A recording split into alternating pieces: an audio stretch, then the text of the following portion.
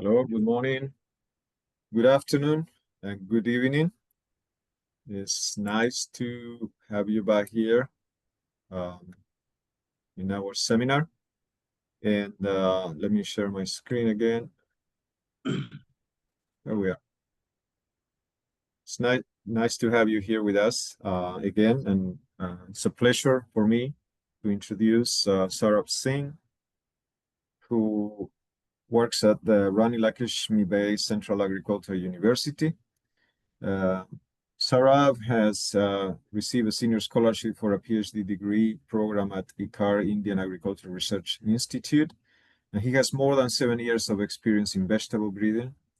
His main research interest is in genetic improvement of vegetable crops using state-of-the-art technologies such as genomic, molecular breeding, genome editing, and double haploid, mainly exploiting genetic mechanisms of sporophytic self-incompatibility as cytoplasmic male sterility for heterosis breeding are his main areas of expertise. He's been recognized with several awards and has published several papers in good journals. So Saurabh, it is a real pleasure to have you with us and have an interactive with you. I have no doubts it's going to Thank be you, sir. a great presentation.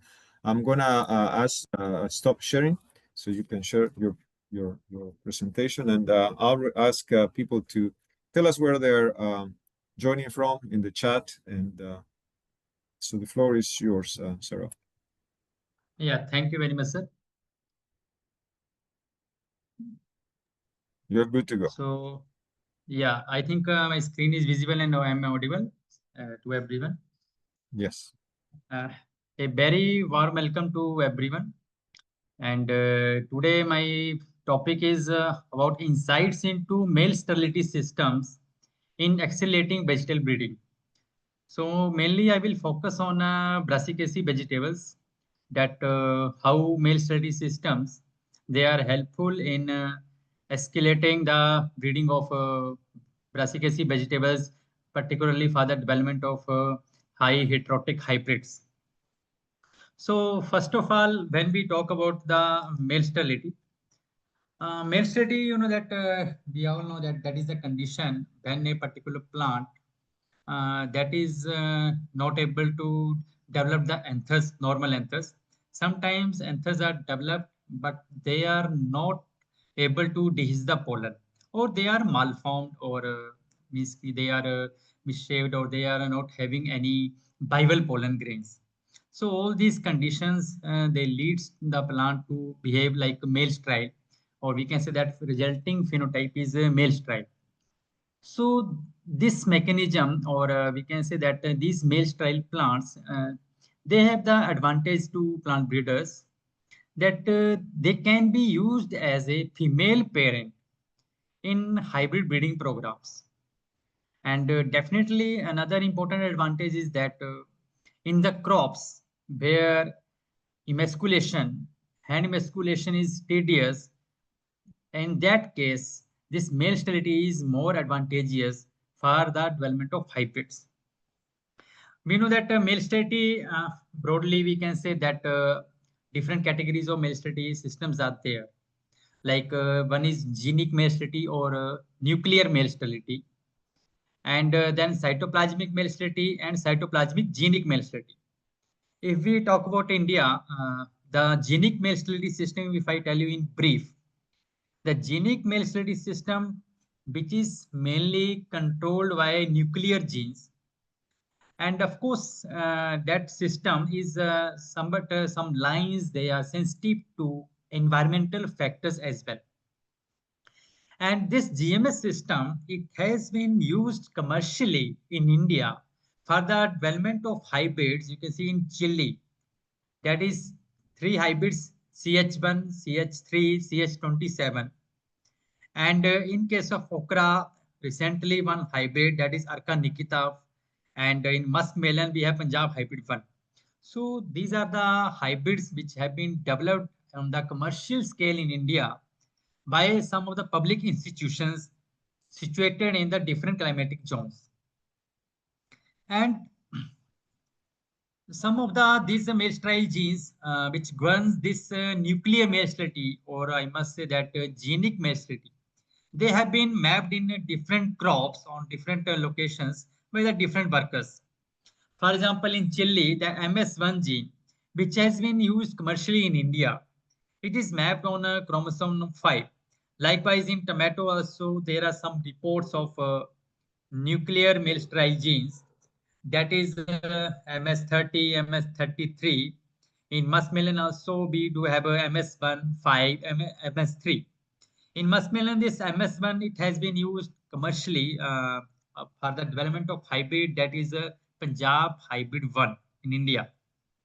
Then in cabbage, one is a MSCD1. So most of these nuclear genes, they are generally recessive in nature. But in cabbage, one dominant genic male sterile gene, that is MSCD1, that has been mapped and is that is being commercially used for the development of hybrids in particularly in China. They have this dominant genic male sterility system, which is commercially used for the hybrid breeding in cabbage in China particularly. They do have these stable DGMS based lines. Then if I come to brassicaceae vegetables, that would be the main focus of our today's topic. In brassicaceae vegetables, the cytoplasmic male sterility system, that is governed by maternal genome, or we can say that that is having the mitochondrial inheritance, that has been commercially utilized globally and in India as well for the hybrid breeding or heterosis breeding in Brassica oleracea vegetables. We know that the all the Brassica oleracea vegetables like Brussels sprout, cabbage, cauliflower, broccoli, right, kale, they have descended from a single common ancestor, that is wild Brassica oleracea var sylvestris. And in all these cole vegetables, these are also known as cole group of vegetables. In this cole group of vegetables, the economic part is vegetative in nature. Means, for example, in cauliflower, the economic part is that is your curd. In cabbage, we are consuming head. In broccoli, that is a mature inflorescence bud. Means ki we are consuming the vegetative parts commercially. So, and in case of the cytoplasmic male sterility system, the progeny of CMS-based system, that is always sterile in nature, because cytoplasm mainly that is having the maternal inheritance.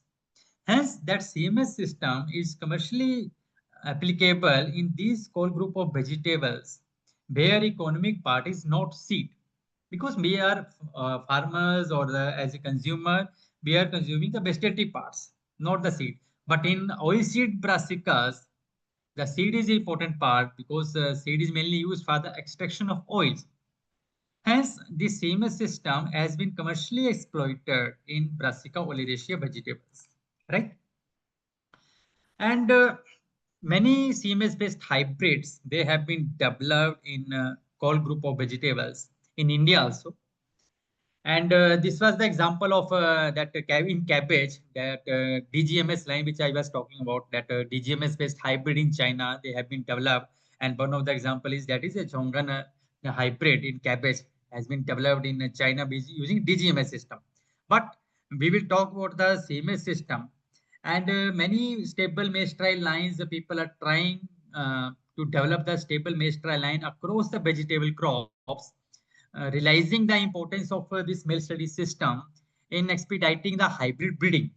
Because as I told you that in case of male study system, it circumvents the need of emasculation.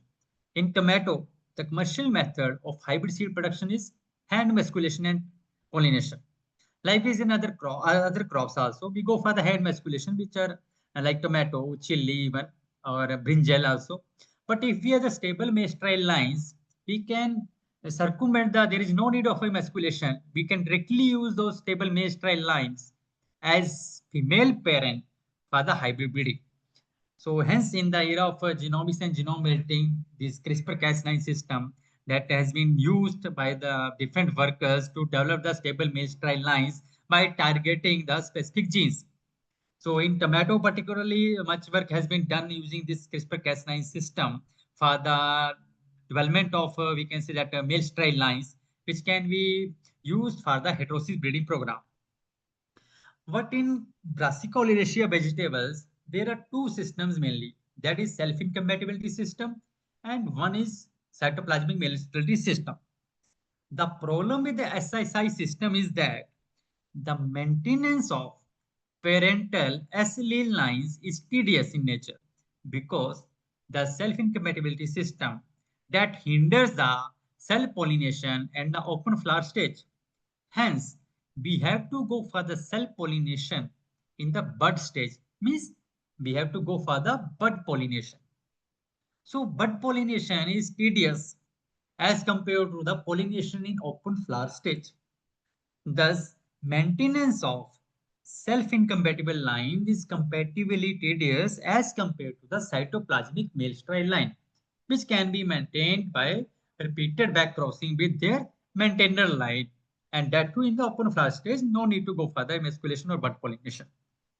Hence, now people are more focused on developing the stable CMS lines for the hybrid breeding in case of Brassica oleracea.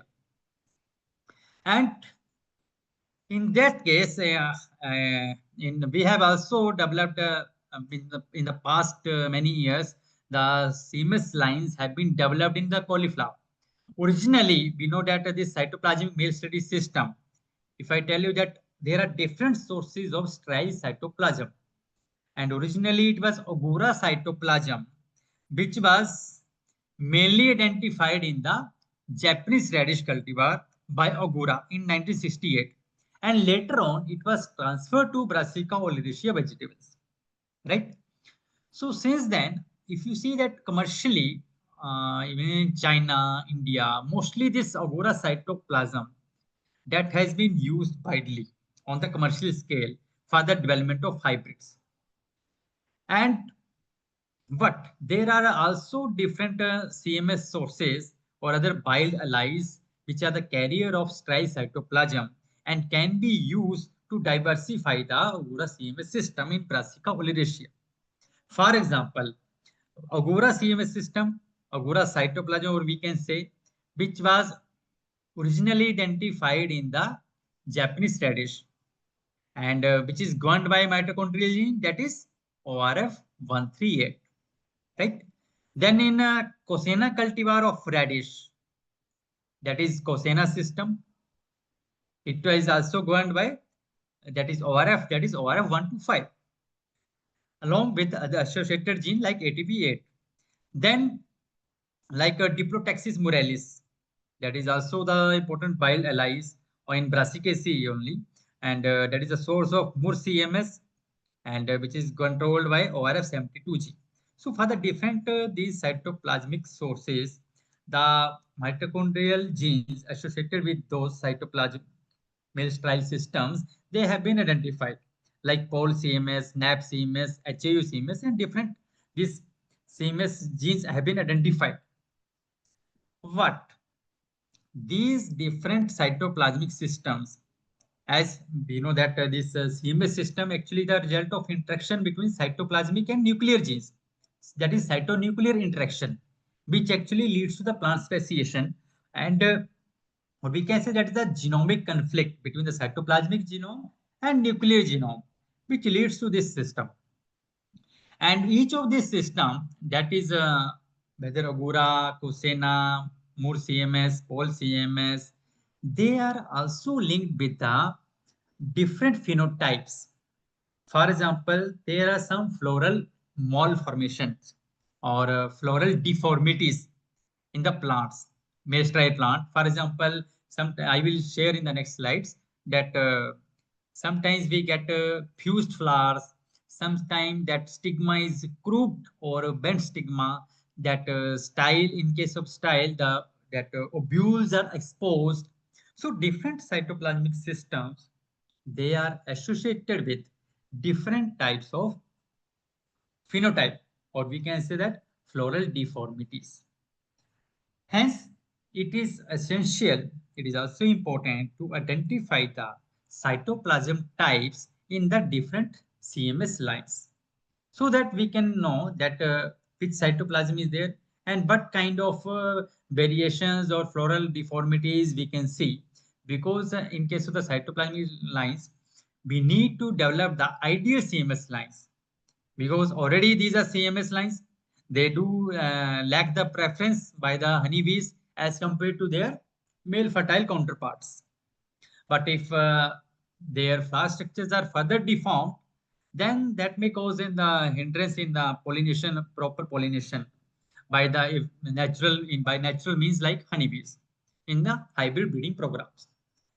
Hence, it is important to identify the cytoplasm type, and to somehow we made an attempt to identify the cytoplasm types as this system that is governed by your mitochondrial genes.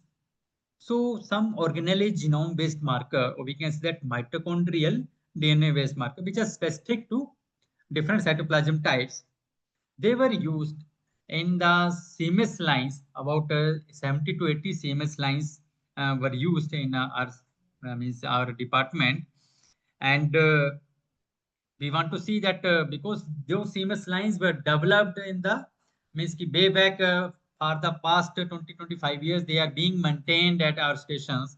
And originally, that source of cytoplasm was introduced from the Cornell University, that is USA.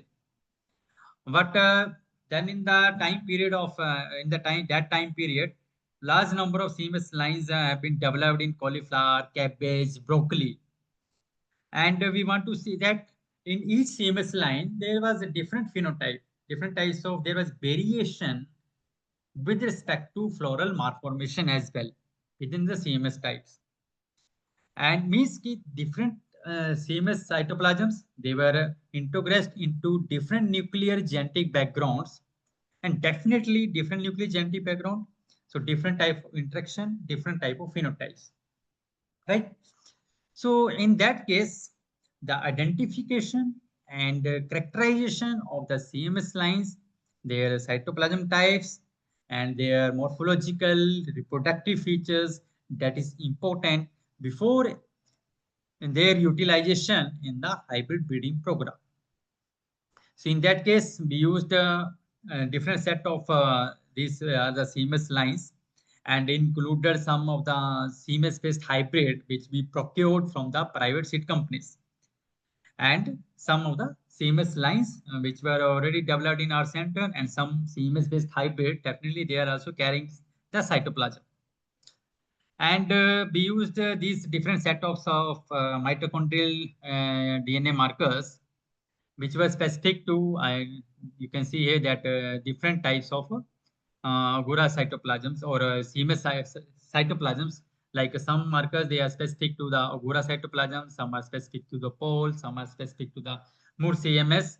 So different set of these molecular markers were used in our large genetic set of these CMS lines to identify that which type of cytoplasm is mainly present in our our CMS lines.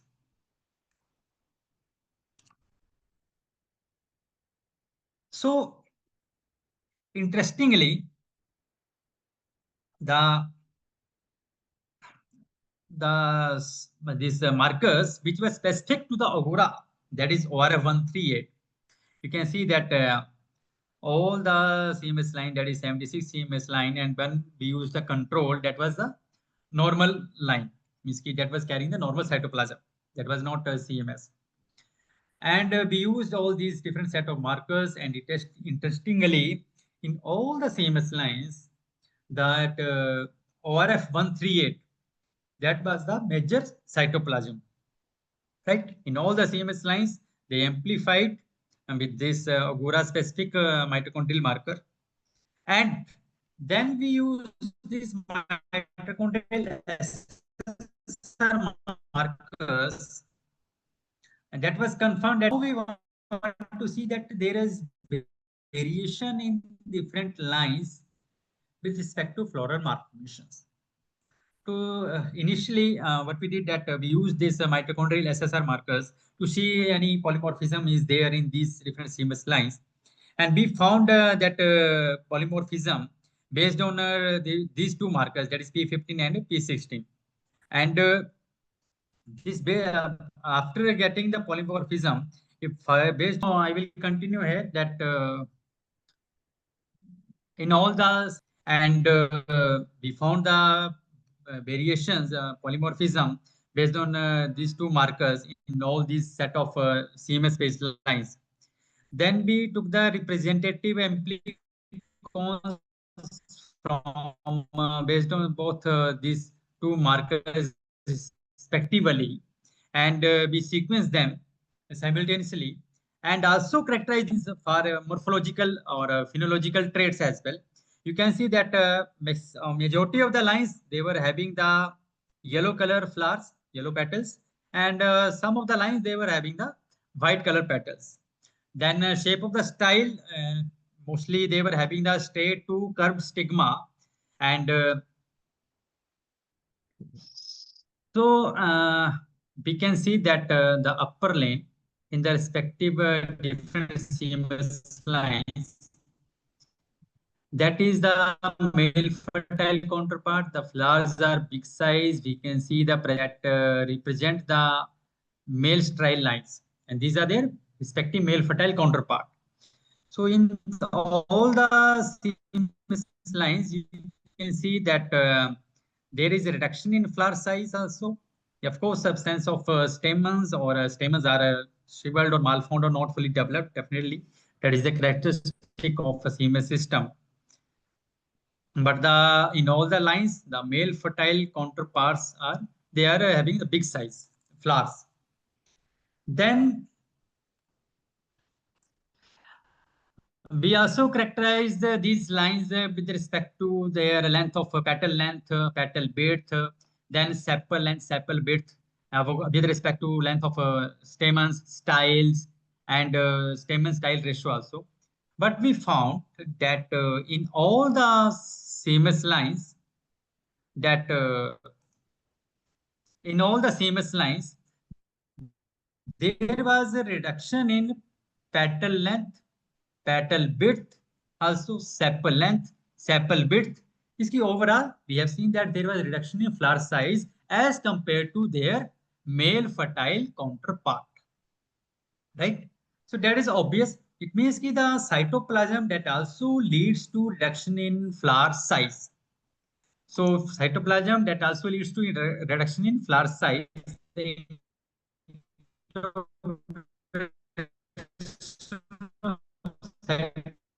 With respect to nectar quantity also, as compared to their male fertile counterpart, right?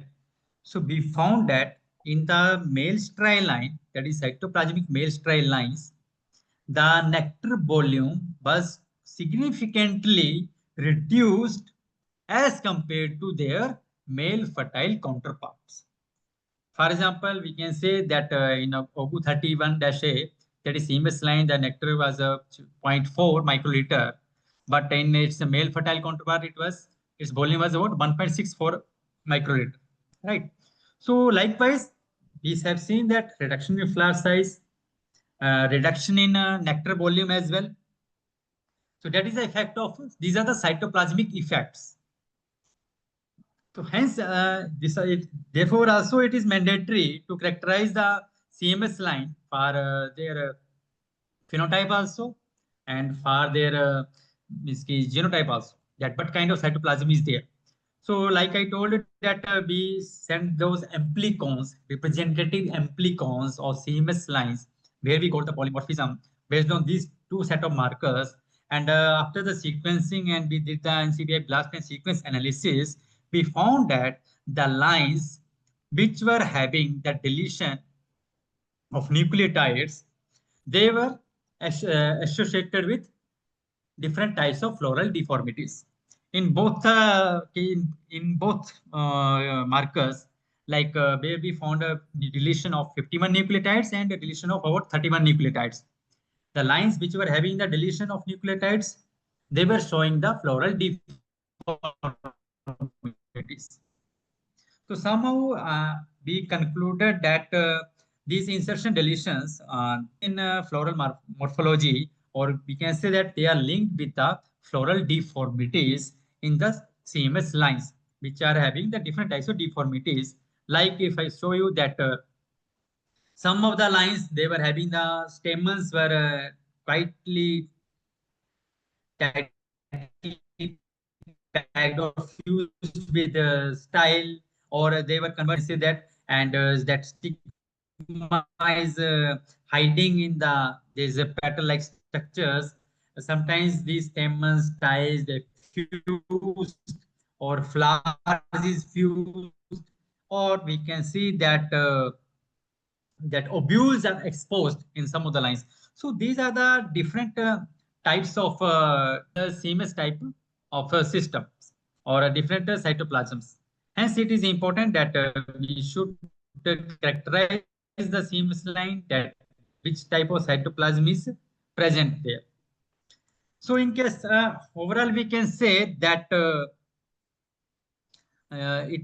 identification of the stable CMS lines, which are having the ideal phenotypes, like they are having the good flower structure, they are devoid of any floral deformities. So there will be, we can say that more heterosis with respect to hybrid breeding when we will go for the hybrid breeding. Then these mitochondrial-based DNA markers, they can be used effectively for the identification of cytoplasm types in different set of CMS lines, right? And although this is just initial work, we have found that indels may be associated with these floral deformities in the CMS lines. But the CMS system is very effective, and we can get the good heterosis for the hybrid breeding in case of the brassica oleracea vegetables. And if I show you, these are the some of the hybrids of cauliflower which have been developed by using the CMS system. That is a Pusas novel cauliflower hybrid 1. And then these are the other hybrids which have been developed using the CMS system. That is KTS 51, 52 is there. Then KTS 28 is there. So this is a these are the hybrids where CMS lines, they were used as the uh, female parent, and double haploid lines, they were used as the pollen parent. So we basically we can say that CMS and DH based systems be combined to get development of hybrids. They require development of inbred lines, particularly in the cross-pollinated crops, as cauliflower or Brassica oleracea. These are the cross-pollinated crops due to the presence of mainly self-incompatibility system, protogyny system, right? So the development of inbred lines through continuous selfing, that may lead to inbreeding depression. So in that case, to avoid this scenario, the double haploid lines, they have been developed simultaneously in our institutes, and both cabbage also, in cauliflower also, and they can be used as the parent in hybrid breeding program. So to test their utility with the CMS line as the female parent, we developed about 150 crosses, and out of which we have identified about 5 to 10 crosses which showed high heterosis with respect to yield. Another thing is that in case of the cauliflower, the curd should be snow white, compact in nature, that are more preferable in the market. And you can see that the plants, as in the picture, we can see that they are having the self-blast habit. Means curds are well protected with the inner leaves. So if curds are well protected with the inner leaves, that leads to development of good quality curds. Means there is not any harmful effect of direct exposure to sunlight. So these CMS into DH based hybrid also have been tested, like OGU 122-5A, that is the CMS based line, and DH 53-10, that is the double haploid line which have been used as a pollen parent, and we can see that these are different set of combinations. By using the different set of combinations of CMS and DH lines, these hybrids have been developed, and we can see that their cards are well protected, cell branching habit is there. So that is also a very good or we can say desirable traits in cauliflower. And here I can show you this is the view of that CMS lines, and where we attempted the crossings, and they are protected within the cages also. And even we are taking the extra care by covering them with the butter paper bags, so that to avoid any contamination with any foreign pollen. Still, if there is any by mischance, there is any entry of your honeybees or other pollinators like that. And this is the double haploid lines. You can see that this side the cabbage, and these are the double haploid lines of cauliflower. You can see the uniformity of DH lines, which were used as the pollen parent in the this CMS into DH based system. And these are the general overview of the field of evaluation of hybrids which were developed using this CMS into DH based system. And about 150 crosses they were evaluated for 2 3 years continuously. And ultimately, these 2 or 3 hybrids they have been put in the pipeline for the release purpose based on this CMS into DH system. So that's all for today from my side. Thank you very much. I hope you Okay. might have liked the lectures. If there are any questions, most welcome. Yes, please, the audience, put your questions here in the chat for Saurabh. Thank you so much, Saurabh. Is that a photo of your Yes, thank you, sir. institution? Yeah, looks very Yes, nice. sir. Yes, sir. That is the my university is currently I'm posted here. Yes, sir. Okay. All right. I do have a I don't know, questions or comment. I work for a bit on the Japanese radishes, and the Ogura system seems to Okay. dominate that part. Are there Okay. is it a superior system, or there are no difference with other CMS systems? Actually, yes, sir. Actually, comparatively better than other systems, Mm, because one thing is that with respect to phenotype, and we get there is a high chances of getting the superior lines with respect to the phenotype, particularly flower structure. But mm, other systems also have been tested in our institution by the other workers. Like one is aerocastrum system is there. Now that has been utilized recently at IRI only in cauliflower aerocastrum system. But otherwise, widely this Agora system had been commercially utilized. Even in China, we have seen mhm. that broccoli they have developed the hybrid, the only mostly based on this Agora system. But of course, there is need to diversify the system, because if there Sure. is any epidemic, Yeah. then we will lose the whole material. Yeah. So in that case, also we also started some work when I was working there at IRI, but I left the institution later on. Means to diversify the CMS system through the protoclast fusion to transfer the different cytoplasms from the different diplotaxis, Ericastrum or Moricandia arvensis from these different allies. Sure. Again, please post your questions in the chat. I also was very intrigued by your success in developing double haploids in a self-incompatible species. Yes. As you mentioned, I mean, if you do it by try to overcome the self-incompatibility and do selfing, you have a lot of inbreeding depression. And somehow, Yes. my question is, how do those double haploids survive at the end when you produce them at full homozygosity? And then how are you able to self-pollinate and being self-incompatible? Aren't there supposed to be homozygous for the self-incompatibility genes? Actually, you are very right, sir. Actually, there is a difference in level of self-incompatibility in cauliflower. Mm. Because in cauliflower, there are different types. In European cauliflower also, we know that different types are there, like Italian, Angers, Roscoff, and India also different maturity groups are there. So the cauliflower type, which we mainly work, that is a snowball group of cauliflower, and that is mainly having a more of self-compatibility, more Oh, of okay. self-compatibility. Yeah, Okay. and it was hence it was easier for us to go for the hybrid breeding and then go for the double haploid production.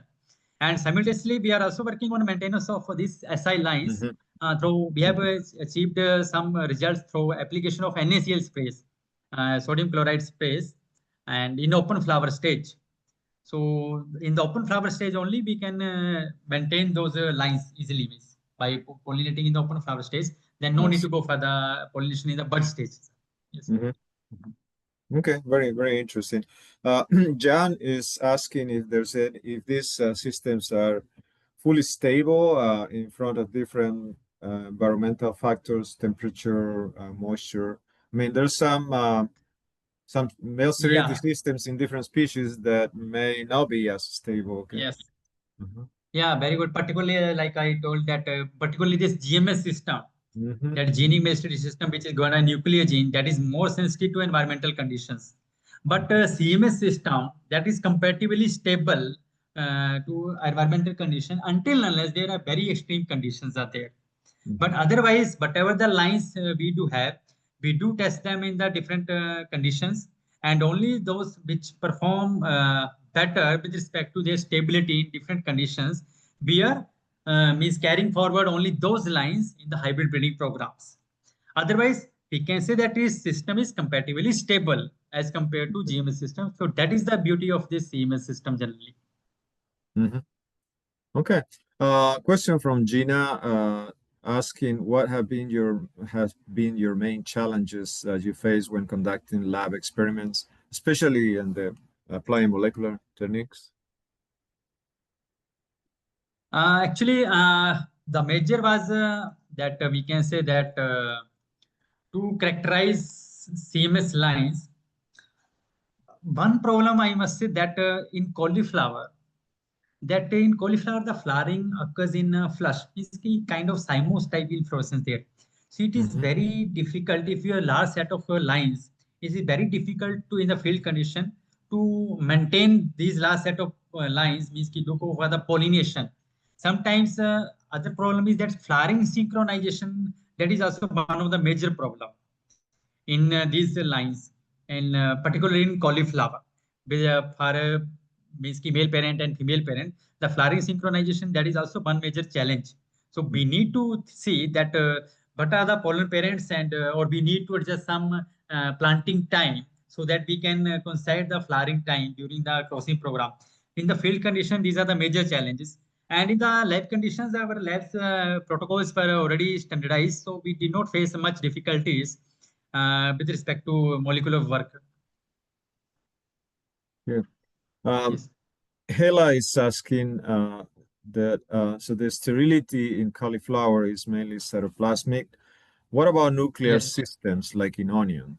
Uh, I want to add to Hela's question that I find a nuclear system very useful when you're trying to do genomic selection at the large scale. Okay, but I mean, Yes. any thoughts? Uh, yes, of course, in case of onion, what we do that we use fertility restorers actually.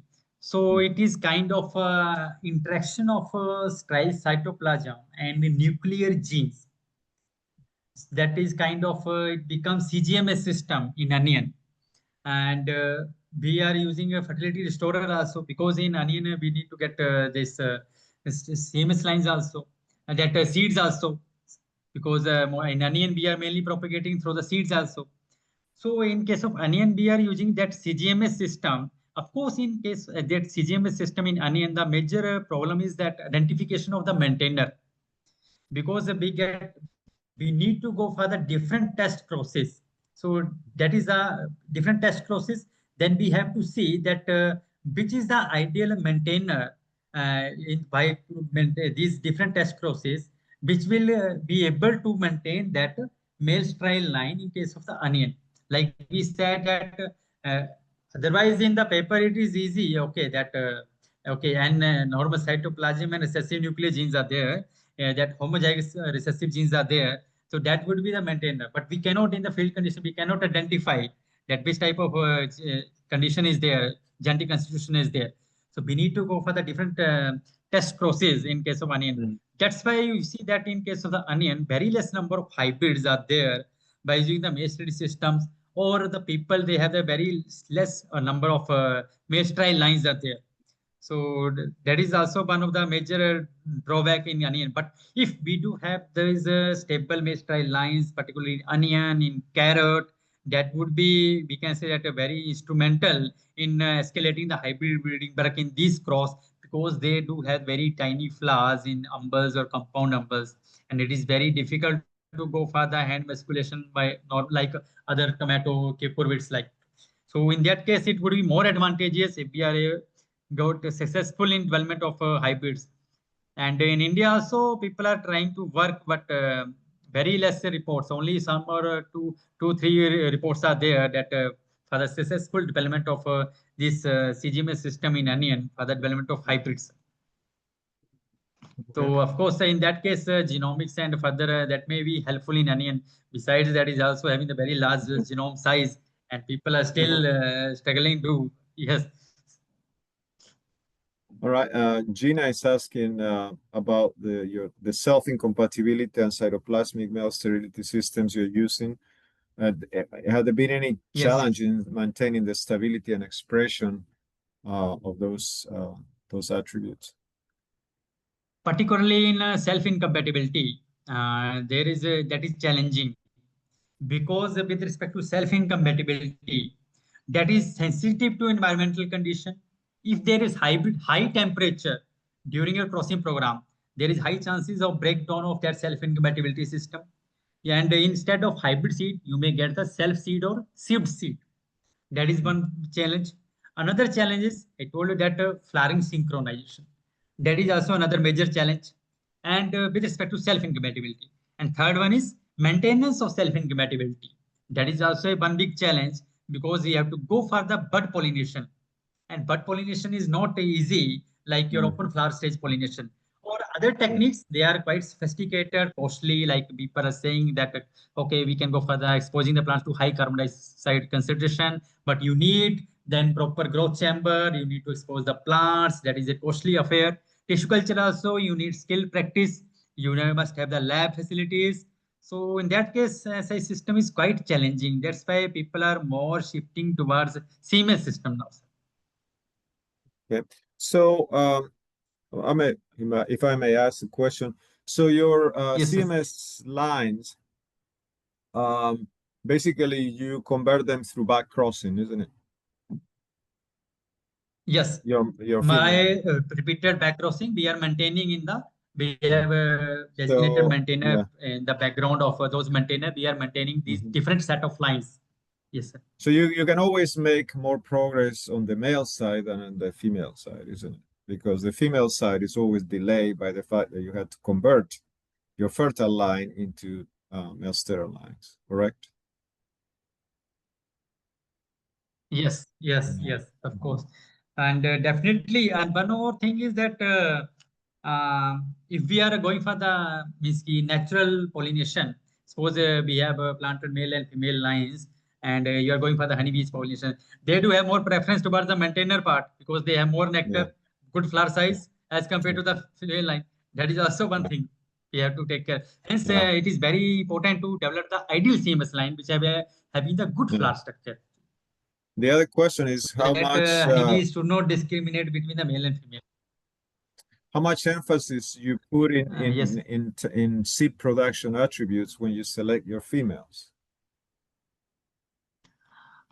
Yeah, mainly in the seed production, uh, mostly we are using selection for the identification of ideal lines. Mm. And through selection, that is selection is one of the thing that we can discard the female lines, And with respect to seed quantity, we can get the good amount of the seed in case of the CMS system. That is about 300, 400 Okay. kg from, we can get from 1 hectare of the field land area like that.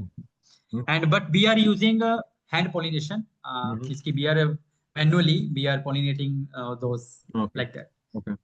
My because my take when you have this system is that you end up selecting a very good female and you use that yes, female yes, for a longer yes, time and then you just combine with different males trying to get yes, superior yes, hybrids yes, until you get a new version of your female that is yes. We superior. need to test the yes Yeah, combining ability. Yes, yes. yeah, We need to test the combining ability first. sure. Yes, All right. definitely. Well, thank you so Yes. much. Very interesting seminar, Sarav. Thank you. Thank you, Let's sir. Thank you. let me see if I yeah.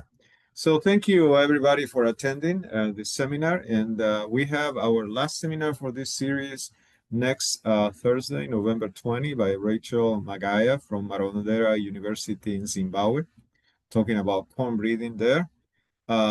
We look forward to having you with us again, and have a nice weekend. And until then, we'll see you. I hope you do very well. Okay. Thank you so much. Uh, Thank you, sir. Thank you, Brendan, and thank you, everyone. Bye Yes. bye.